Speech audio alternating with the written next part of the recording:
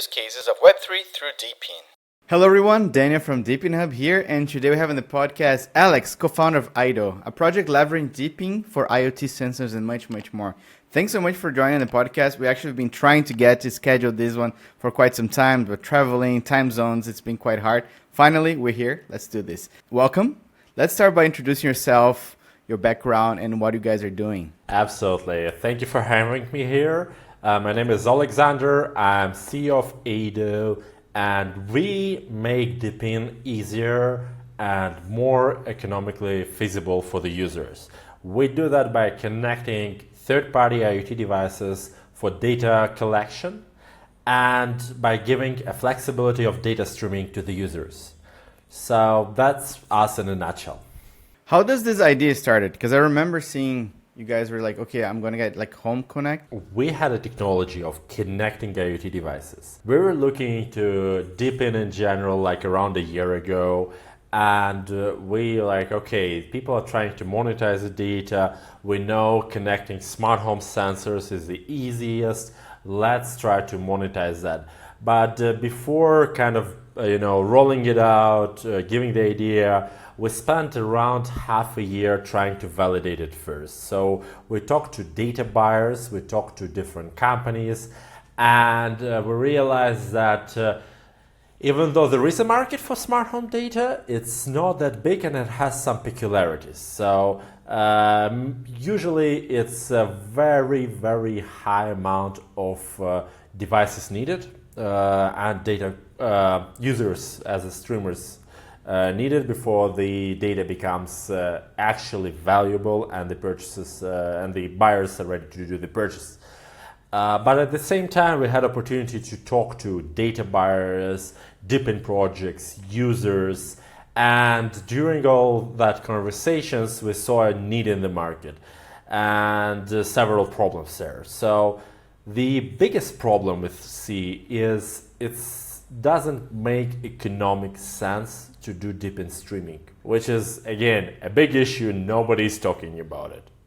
And the reason why you don't have economic sense is because you spend anywhere from $200 to thousands for devices that will collect the data.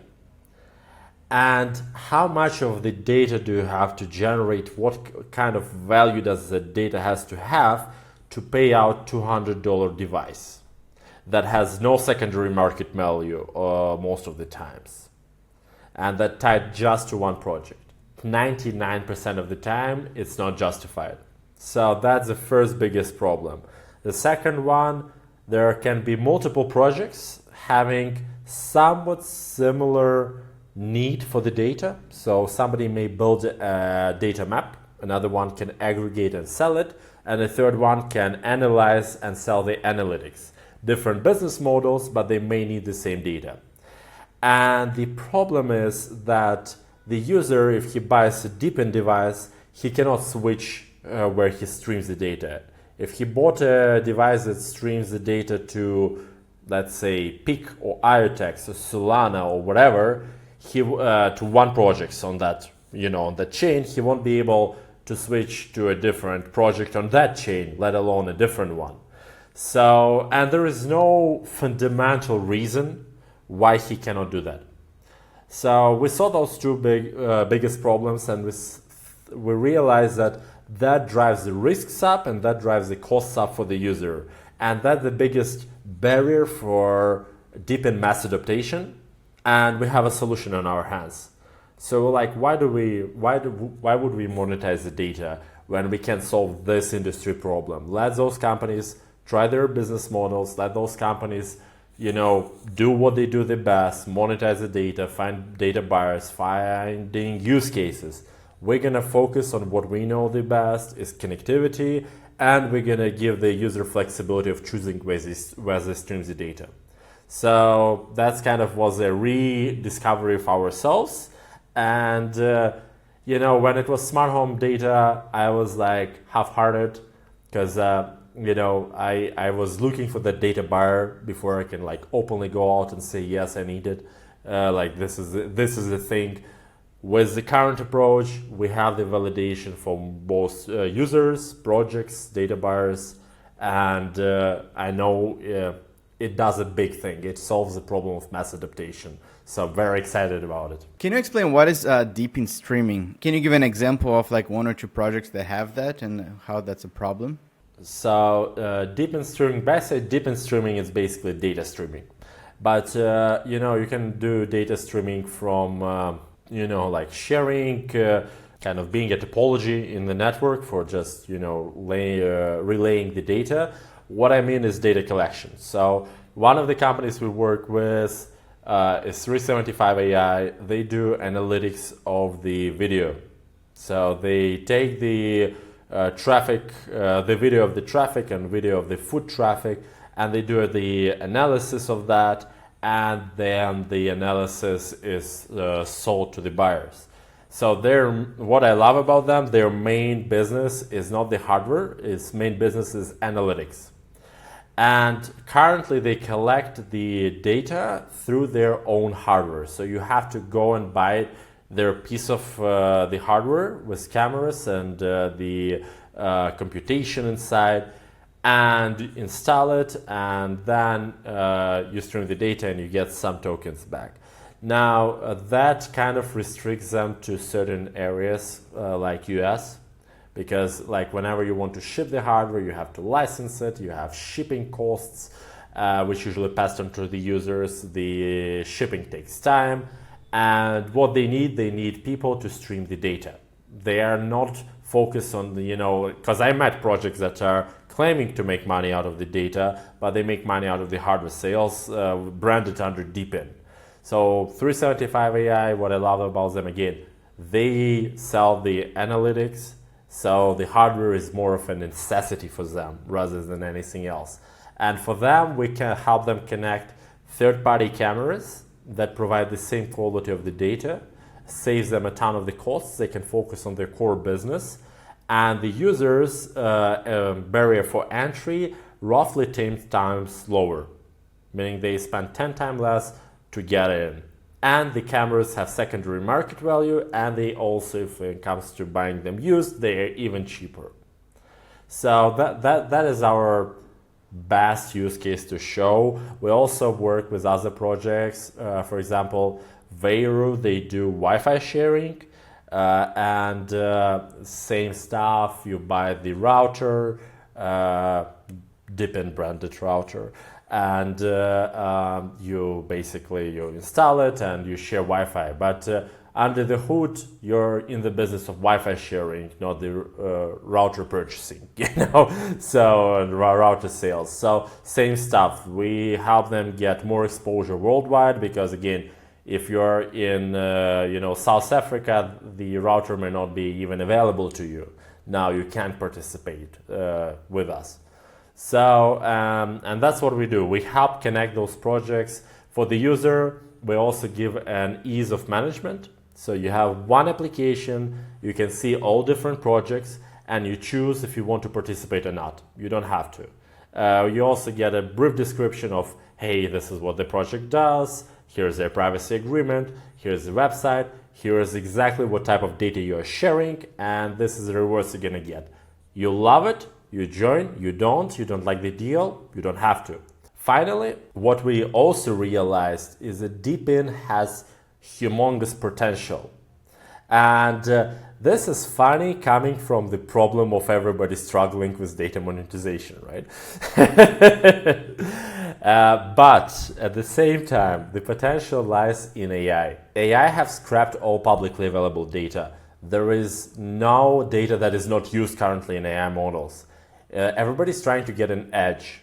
And getting that edge is by getting additional data sets, the ones that are not publicly available. DePIN is great for providing them. Let's move a little further. All the AI projects we talked to, like AI platforms, they all told us we're gonna move towards the real world AI models.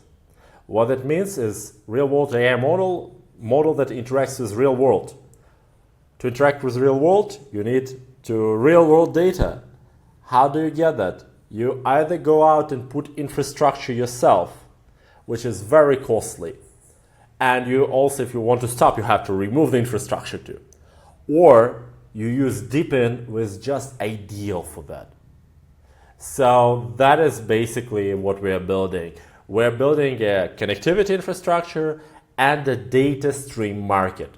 So the user can stream to DePIN projects, and we also partnered with Axon, which is like an orchestration layer where you can get requests for data streams which are limited. So where DePIN buys all the data all the time, the orchestration layer is somebody needs your data just for a week. You stream it, you get paid, and you're done. But you're gonna get paid more than just from the DePIN for regular streaming. So that's where we kind of discovered ourselves and solidified. So it's kind of like a marketplace for data streaming from different DePIN projects, right? For not just DePIN projects, but also AI. So we are focused on the user. So it was always a question, who's our client? Is it a DePIN or the user? And we discovered that it is the user in the end of the day. So we help the user find DePIN projects. Yes, we solve the problem for DePINs, but user is still the ultimate client. And we help user also connect with AI that wants to buy their data streams. So basically you guys work with the community, but also with the projects, kind of like a middleman for data marketplace kind of thing. So there is no hardware. It's only software. So you download a software, can put it on a Raspberry Pi. You can the cheapest, like 3B Plus, which is $35 brand new from the website, is recommended. You can go even lower than that.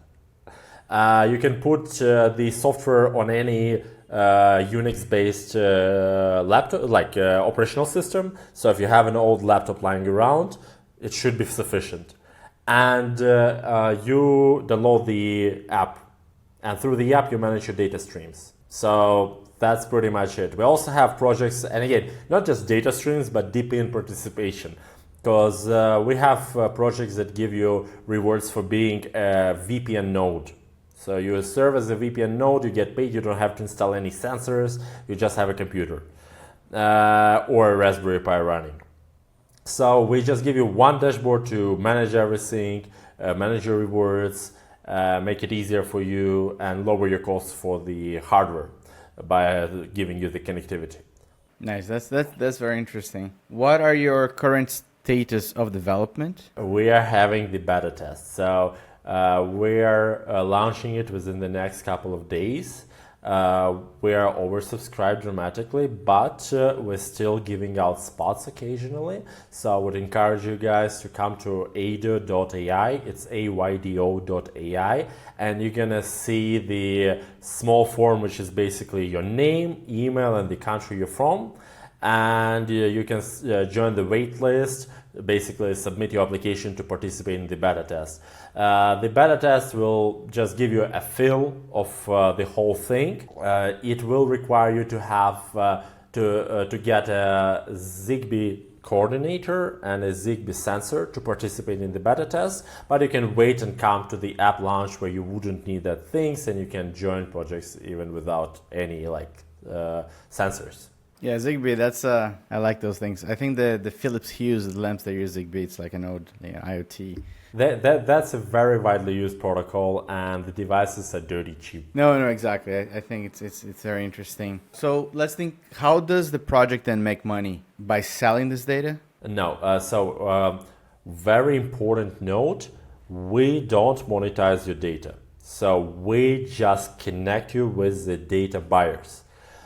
With a caveat, we are building a data set to train our AI, but that will just list us as one of the options to stream to. So you share your data only when you click stream data to the project, and the data goes just to the project mentioned. It doesn't go to us. So we make money either by having a referral fee coming from the project or through the profit share with the user.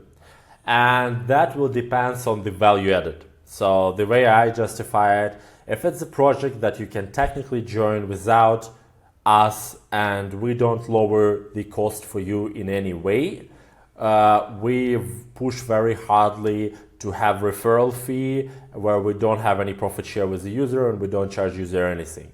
On the other hand, if the project requires you to spend $400 to join and we lower that to $20 to you, that where I see the justification. In that case, we'll have a profit share with you, ranges between 30 to 9%, depending on the level of verification. And what that allows us to do is basically being with you in the same boat. We want you to stream to projects that may actually make value out of your data, and we also aligned with projects to come back. So we want you to have the data that is valuable to them. So kind of like giving us a good spot to balance relationship here.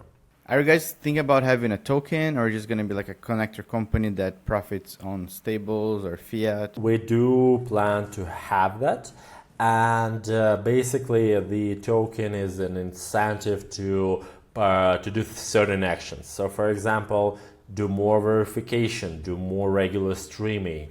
Let's say we have a good data stream for AI project, but the buyer of the data really needs you to be in and do the streaming. So you will do the staking kind of, and you're gonna lose it if you don't participate through all the time. So a lot of utility for the token. Currently, again, we're not trying to get token buyers per se. We want to get the data streamers. So the whole model is working when we have people streaming data to projects.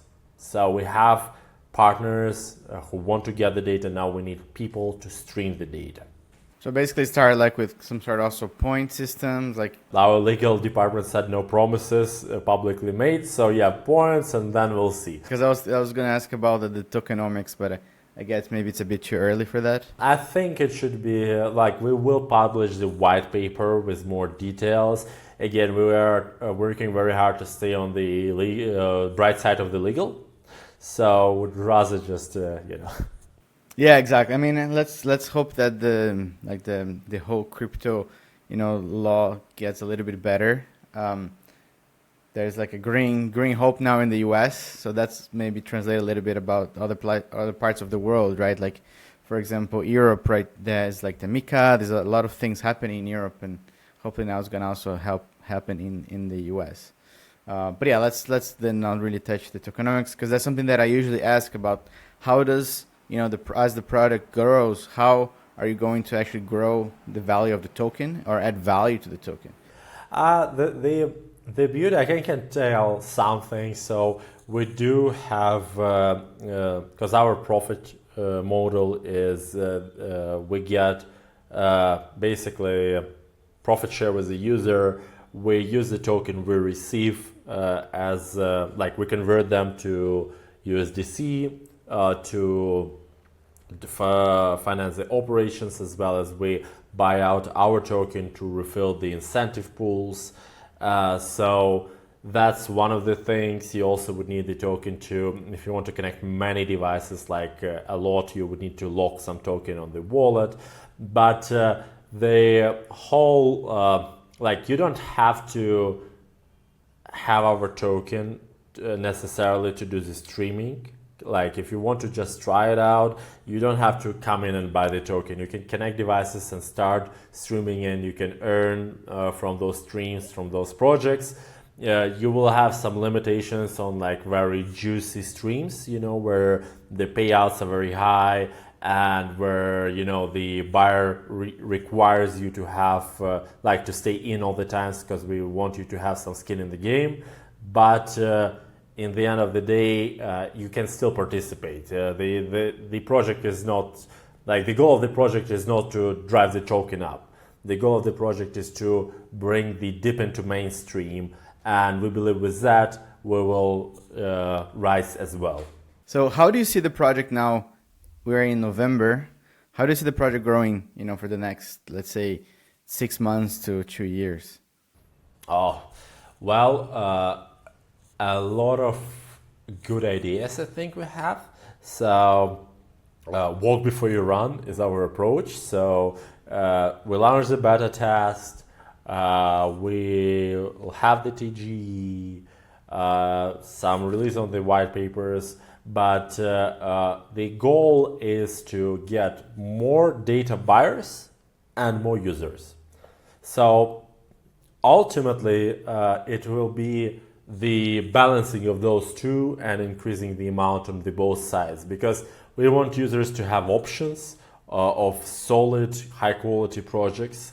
We also, it's not that easy, to be honest, to find projects that actually make the money out of data, but there are some. It's not 100% of them, unfortunately, but there is a good amount of those projects out there. So bringing them in, supporting more devices, supporting weather stations, supporting wearables, and data from the phones. So we want to expand the amount of data that the user can share, expand that amount of data, expand the amount of projects and data buyers. We also want to give ability to traditional industries to get in and request the data. So whether market researchers or hedge funds or even enterprises who want to, again, study some behaviors or study their market. So we want to give tools to those clients to put out requests for data collection. It's also a big thing. We always thought ourselves, especially when we started, as a Web3, but what we realized, we are Web 2.5, and we are okay with that. We have to be, because enterprises have the money. We need to bring the real world buyers in the field, and to do that, at least for the nearest future, we'll have to be Web 2.5. Down the road, maybe Web 3. Yeah, nice. Where do you, sorry, let me rephrase this. What can I do right now to start using IDO's tools and web app? Join the beta test. Maybe you'll get lucky and selected on those few spots given out. If not, stay tuned. We're gonna launch the app. And again, it doesn't require you much to join. You just have to have an old laptop or a $35 brand new Raspberry Pi 3B Plus, or a used one, which is even cheaper. Yeah, especially if you have a lot of old helium hotspots, just they're paperweight. You can just reuse them, right? So where can people go to learn more about the project? Like you mentioned, join Discord. You guys have a Telegram, Twitter, etc. Yes. So Discord, we have Discord. You can come in and join AYDO_AI. We also have Telegram, but Twitter is the most active on the posts. So again, same stuff, AYDO_AI. If you go to our website, aydo.ai, you'll see the links to all the socials. We also try to have regular AMA sessions on our Twitter space, so you can always come in and ask us some questions. We also try to bring people from DePIN industry to come in and just tell about their projects, and all pat each other on the back on how we're doing a great job with DePIN. No, I just want to tell everyone that are listening to the podcast to make sure to also check the project on DePIN Hub. So we have all the links that he mentioned as well are all the way there. There's a project description. Now, once we release this podcast, the podcast is also going to be in the DePIN Hub website as well. Make sure to go to the platform and also subscribe to the newsletter. The podcast is also going to go to the newsletter. So there's a lot of cool things that we have on our weekly DePIN focused newsletter. We have, I think, around 150 plus thousand users that are really reading our newsletter every week. So make sure to be one of them if you are not yet. Go to DePIN Hub. Also, I would like a little plug here to announce that we're going to do a Node as a Service platform for a lot of DePIN projects that are doing Node services. And yeah, well, Alex, thanks so much for joining the podcast. I think I'm happy that we finally managed to get some time for that. It was a pleasure to talk to you.